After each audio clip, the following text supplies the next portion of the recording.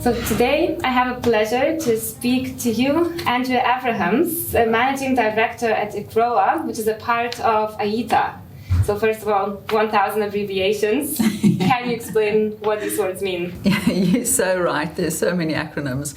So ICROA stands for the International Carbon Reduction and Offsetting Alliance. And what we do is we focus on voluntary carbon markets specifically and the growth of the voluntary carbon markets.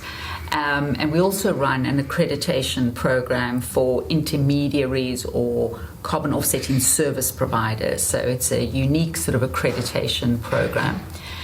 And then we sit within IETA, and IETA is the International Emission Trading Association. And IETA tracks carbon markets all over the world. It's a member-based organization. It's just growing so much at the moment, and we've got well over 200 members. And actually that's our topic today, voluntary carbon markets. So for those people who are not familiar with the topic yet, can you just explain it briefly, what voluntary carbon markets actually are?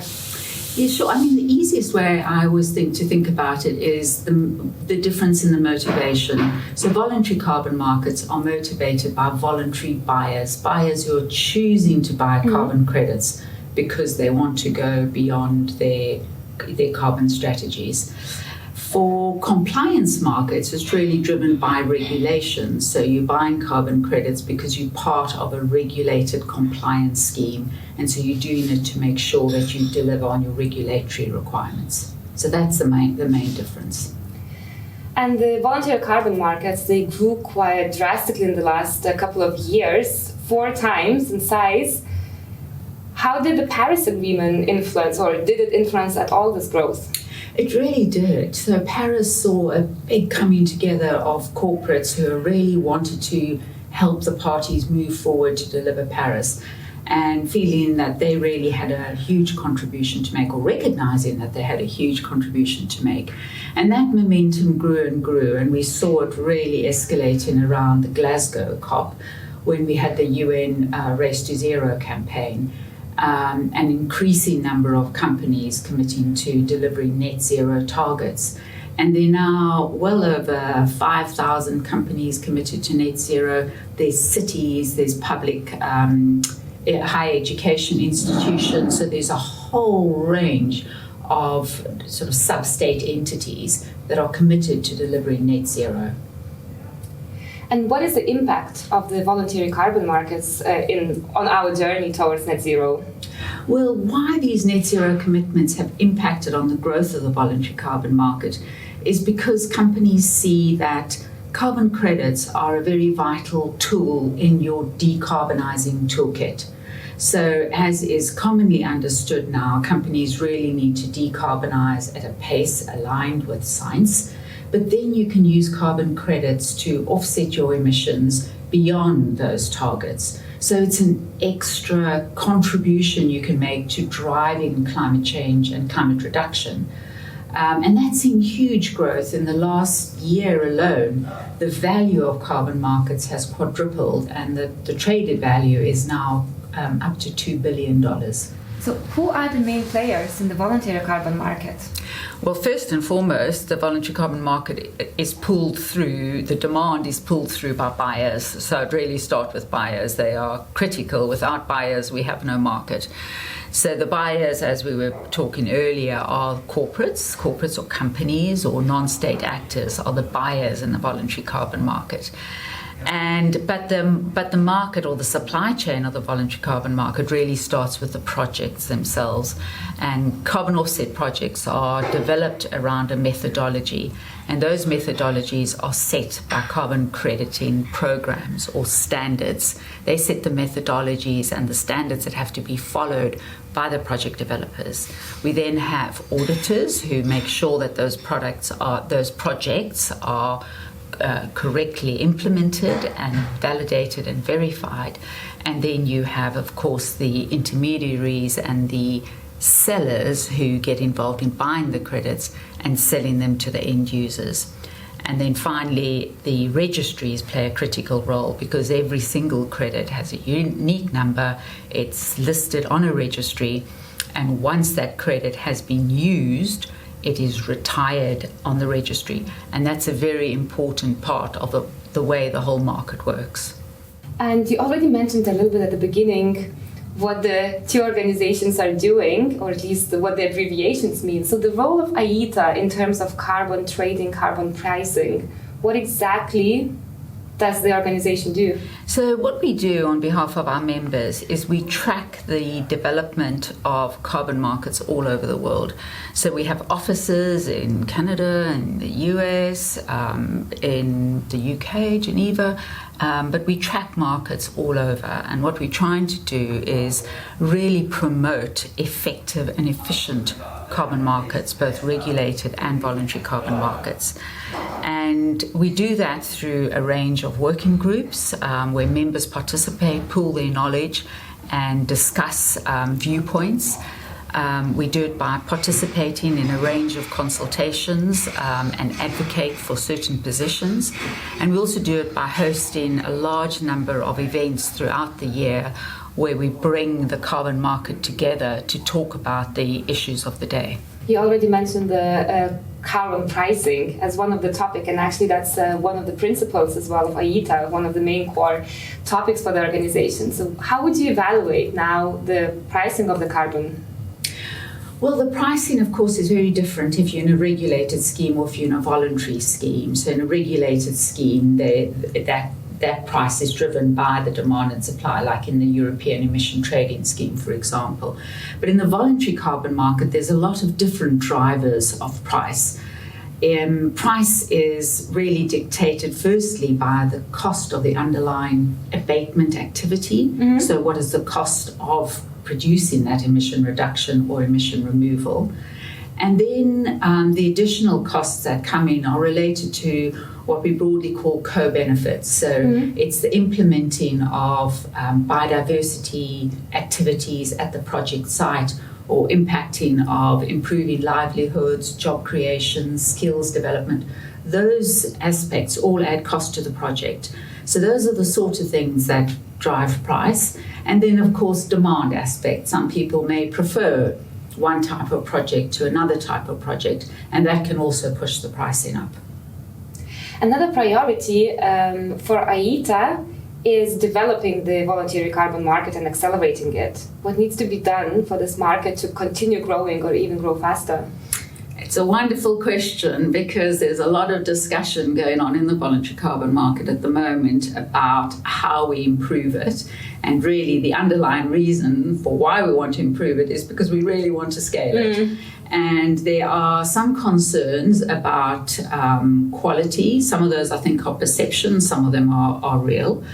And what we want to do is make sure that everybody trusts the market.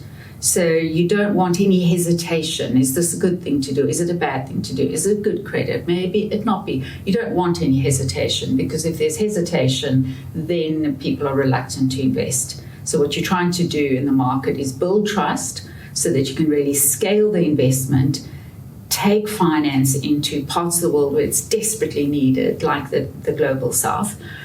And at the same time benefit from all these additional sustainable development goals that you can bring along and enhance as part of the project development process. So that's what has to happen in the carbon market.